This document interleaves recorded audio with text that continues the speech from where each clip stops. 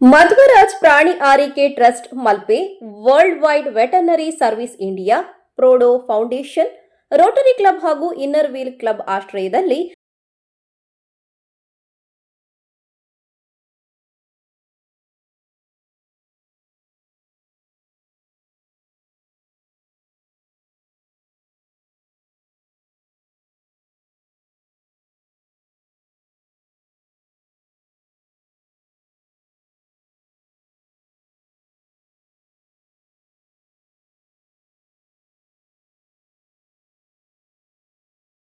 ಬೈಂದೂರಿನ Rotary ಕ್ಲಬ್ನಲ್ಲಿ ದೇಸಿ ನಾಯಿಗಳ ಗಂಡು ಮತ್ತು ಹೆಣ್ಣು ಎರಡೂ ನಾಯಿಗಳ ಉಚಿತ ಸಂತಾನಹರಣ ಚಿಕಿತ್ಸೆ ಅಥವಾ ಕಾರ್ಯಕ್ರಮ ಅಂತೇಳಿ ಮಾಡ್ತಾ ಇದ್ದಾರೆ.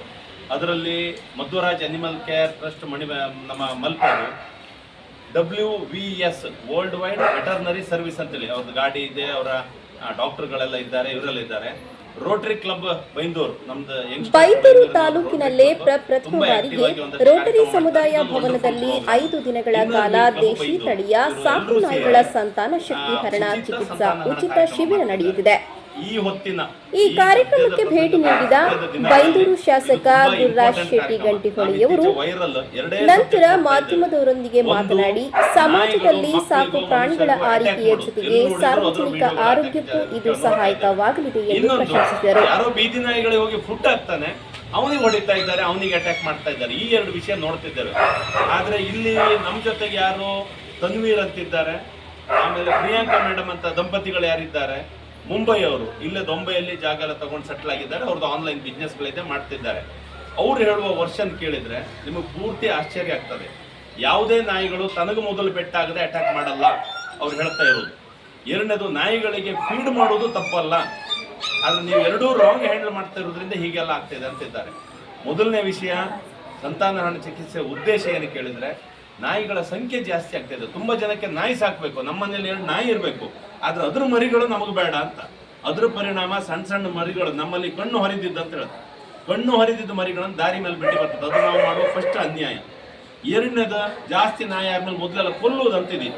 ಈಗ ಕಾನೂನು ಪ್ರಕಾರವೂ ಕೊಲ್ಲೋಕೆಲ್ಲ ಅವ್ರು ಹೇಳೋದು ಅದ್ರ ಅವಶ್ಯಕತೆ ಇಲ್ಲ. ನಿಮ್ಗೆ ನಾಯಿ ಬೇಕಲ್ದ, ನಾವು ಆಪರೇಷನ್ ಮಾಡಿ ಕೊಡ್ತೇವೆ, ಫ್ರೀ ಆಗಿ ತಕ್ಕ ಬನ್ನಿ, ಇಲ್ಲಿ ಆಪರೇಷನ್ ಮಾಡಿ ಕೊಡ್ತೇವೆ, ನಿಮ್ಮ ನಾಯಿನ ಸಾಕಣಿ. ನೇಚರಿಗೆ ನಾವು ಬದುಕಕ್ಕೆ ನಾಯಿಯೂ ಬದುಕಕ್ಕೆ ಮತ್ತೆ ನಾಯಿನ ಯಾಕೆ ಕೊಲ್ತೀರಿ ಅಮ್ಮಂಥದ್ದು ಅವ್ರ ಪ್ರಶ್ನೆ. ಇಲ್ಲಿ ಒಳಗಡೆ ಕಂಡ್ರೆ ಆಪರೇಷನ್ ಥಿಯೇಟರ್ ಕಂಡ್ರೆ ತಲೆ ಬಿಸಿ ಅಂತ. ನಾಯಿಗಳನ್ನ ಅನಸ್ತೇಶ ಕೊಟ್ಟು ಅವ್ರ ಮನೆಯವ್ರನ್ನೆಲ್ಲ ಕರ್ಕೊಬಂದು ಅವ್ರು ಅದನ್ನ ಬೆನ್ನಿಗಿದ್ದು ಆಪರೇಷನ್ ಮಾಡಿ ಚಂದ ಮಾಡಿ ಹ್ಯಾಂಡಲ್ ಮಾಡಿ ಕಳಿಸಿ ಕೊಡ್ತಾ ಇದ್ರು. ಎಲ್ಲೂ ಯಾರಿಗೂ ತೊಂದರೆ ಆಗ್ತಾ ಇಲ್ಲ. ದಿನಕ್ಕೆ 20 ನಾಯಿಗಳ ಟಾರ್ಗೆಟ್ ಇಟ್ಕೊಂಡಿರ, ಬಟ್ ಅದನ್ನು ಕ್ರಾಸ್ ಆಗಿ ಹೋಗ್ತಾ ಇತ್ತು. 100 ಮೇಲೆ ಆಪರೇಷನ್ ಆಗುವಂತ ಸಾಧ್ಯತೆ ಇದೆ. ಬಟ್ 5 ದಿವಸ ಬೈಂದೂರಿನ ಪಟ್ಟಣ ಪಂಚಾಯತ್ ವ್ಯಾಪ್ತಿ ಅಂತ ಇಟ್ಕೊಂಡಿರ, ಆ ಸುತ್ತಮುತ್ತ ಎಲ್ಲ ಬರ್ತಾ ಇದ್ರೆ ಅದನ್ನ ಮಾಡಿ ಮುಗಿಸ್ತಾರೆ. ಬಟ್ ನೆಕ್ಸ್ಟ್ 1-2 ತಿಂಗಳು ಅವ್ರ ವ್ಯವಹಾರ ಕಾಣ್ತಾ, ಅವ್ರ ಬಿಸ್ನೆಸ್ ಇತ್ತು, ಅವ್ರ ವ್ಯಾಪಾರ ಇತ್ತು, ಅದನ್ನೆಲ್ಲ ಮುಗಿಸಿ ಸ್ವಲ್ಪ ತಿಂಗಳು ಬಿಟ್ಟು ಮತ್ತೆ ವಾಪಸ್ ಮಾಡ್ತು ಅಂತ ಹೇಳಿರ.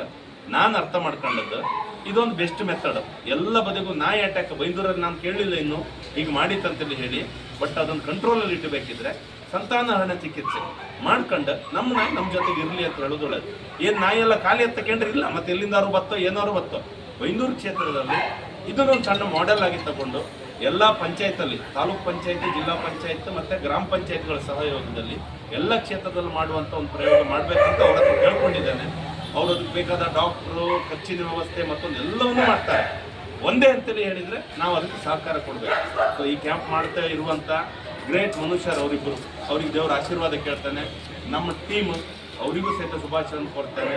ನಮ್ಮೂರಲ್ಲಿ ಇಂಥದ್ದೊಂದು ಪಟ್ಟಣ ಪಂಚಾಯತ್ನಲ್ಲಿ ಈ ಕಾರ್ಯಕ್ರಮ ಮಾಡಿದ್ದಾರೆ, ಇದ್ರ ಉಪಯೋಗವನ್ನು ಪಡ್ಕೊಂಡಿದ್ದಾರೆ. ಎಲ್ಲದಕ್ಕಿಂತ ದೊಡ್ಡದು ಮನುಷ್ಯತ್ವ ದೊಡ್ಡದು. ನಮ್ಮ ಹತ್ರ ಮನುಷ್ಯತ್ವ ಇದ್ರೆ ಪ್ರಾಣಿಗಳು ಬದುಕಬೇಕು, ನಾವು ಬದುಕಬೇಕಾಗುವಂಥ ಮೆಸೇಜನ್ನು ಅವರು ಕೊಡ್ತಿದ್ದಾರೆ. ದೇವರವರಿಗೆ ಒಳ್ಳೇದು ಮಾಡಿ.